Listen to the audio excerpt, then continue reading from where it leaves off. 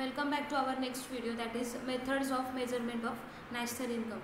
So now till now what we have seen, what do you mean by national income or what is the circular flow of national income, but today we are going to see different methods are there, that how the national income is calculated. So these are the three main points which we are going to see throughout the video. So there are three methods of measuring the national income. The तीन methods है कि जिसकी help से we can measure the national income. The first one is the output method. So output method, output का meaning what it is, whatever things are given out, production. जैसे you can say output method. First of all, the another name given for output method, that is the product method is there. We can say product method भी बोला जाएगा उसे output method को second name. And output method means what it is, the production which is done by the various manufacturers are there, or the production which is done by the agricultural sector, mining is there, fishery is there, even factories are there, industries are there, again government is there. Whatever production is done by all these types of sector is known as the output method. And then it is further divided into two types. The first one is the final goods approach, or the another name given is the final product approach, and the second is a value added approach, and the another name given for this is the value added method. Means two names are given here for that, and even here two names are there. So now final good approach means what it is. Final good approach, that means the goods which are ready for the consumption. Whichever goods are ready for the consumption, those types of goods are known as the final goods approach. जो immediately we can consume, जो immediately आप consume कर सकते हैं without any further procedure, those types of goods are known as the final goods approach. And on that basis the national income is calculated. जो भी goods produce होंगे final goods in the market, on that basis the national income will be calculated. Next one is value added approach. Value added का meaning है कि each and every stage पर the value of the production will be added. That example we will see now further. But value added का meaning है कि हर एक stage के ऊपर, each and every stage के ऊपर the value of the product will be added. So let us see here the chart. If you see, this is production stages. मतलब हर एक स्टेज है. जैसे कॉटन आया, फिर यान बनता है उससे, फिर यान का क्लॉथ बनेगा, फिर क्लॉथ में से शर्ट बनेगा, एंड देन फाइनल गुड बनेगा वो final shirt. So these are the columns given here. First is value of output, value of input and value added. See now cotton, cotton कौन produce करता है? Farmers. Farmers they produce the cotton in the farms.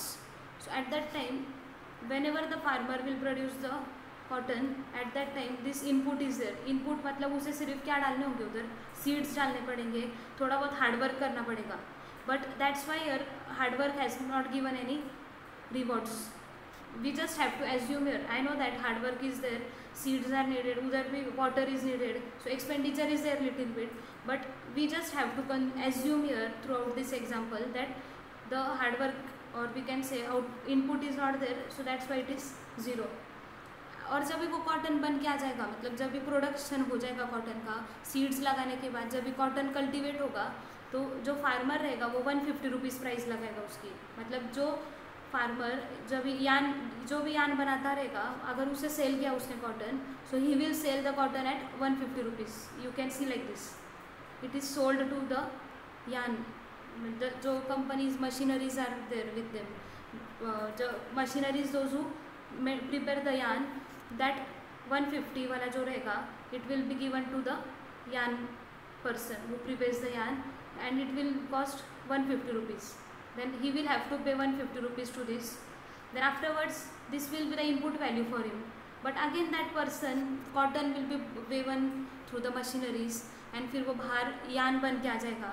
और यान बनने के बाद ये क्या बोलेगा कि मेरा भी हार्डवर्क लगा, उधर मशीनरीज यूज़ करने पड़े, एम्प्लॉयज़ को देना पड़ेगा. So at that time he will keep the value as 250 rupees while selling it to the person who makes the cloth. The 150 is the price, input price, but while selling it, जब भी वो cell करेगा ना further, उसकी price कितनी लगाएगा? 250 rupees. So this 250 rupees are here given. This 250 rupees are given here to the person who prepares the cloth.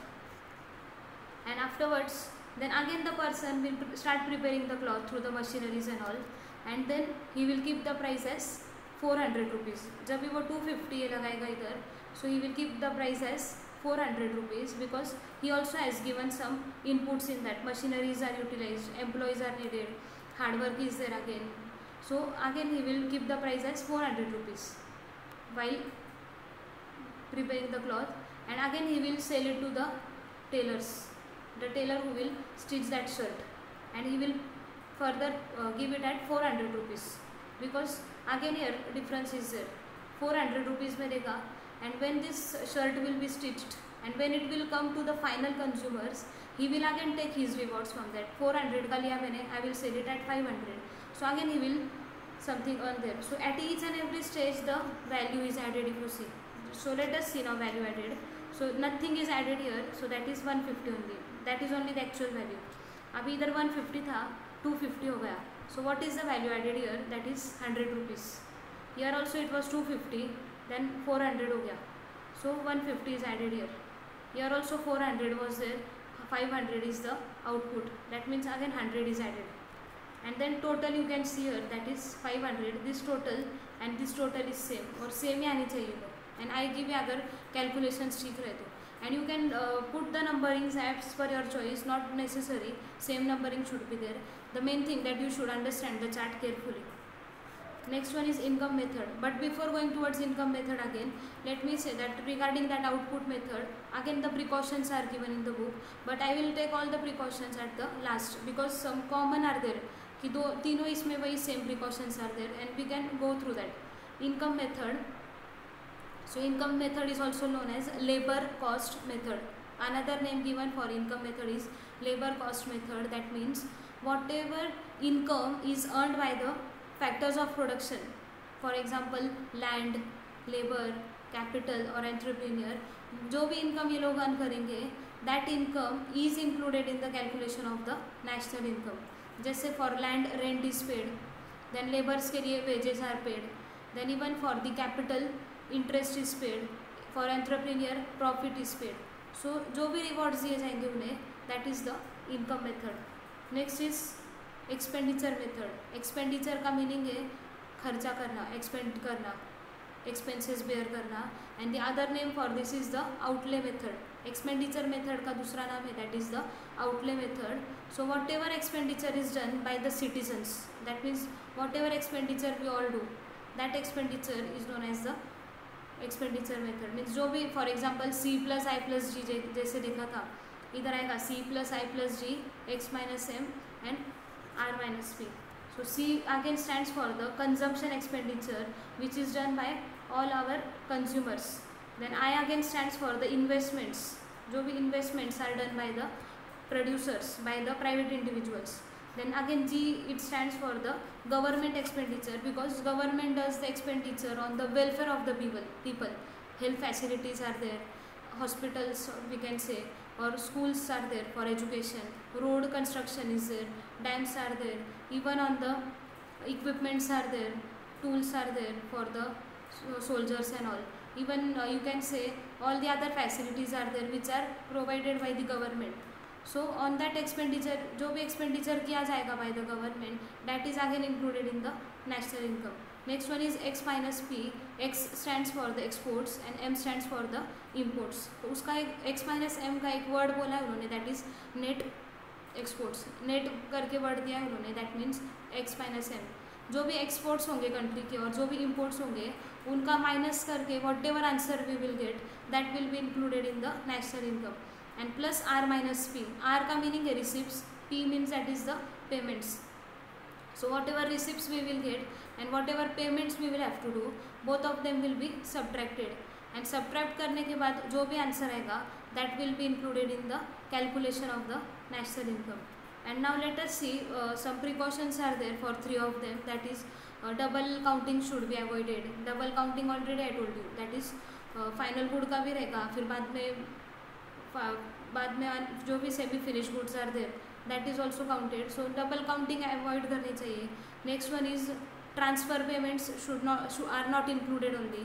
Transfer payment का meaning है कि जो भी पेमेंट्स we get through the scholarships are there, charities there, जो भी charity मतलब दान करके गया किसी को, या फिर we can say government some policies are there, advantages are there, lottery tickets are there, bonus is there, ये जो भी मिलता है that is not included on the national income but that should be included. Even next precaution is second hand goods. Second hand goods के भी जो prices are there that also should not be included there. Because what happens, अगर जैसे 2020 is going on, किसी ने जनवरी में अगर कोई प्रोडक्ट परचेज किया होगा एंड फिर से जुलाई 2020 में ही वो सेल कर दिया, तो उसकी प्राइस ऑलरेडी निकल चुकी रहेगी ना जनवरी के इसमें, एंड फिर से when it will be sold in the July only again it will be added. So the value of second hand goods should be excluded in the calculation of the national income.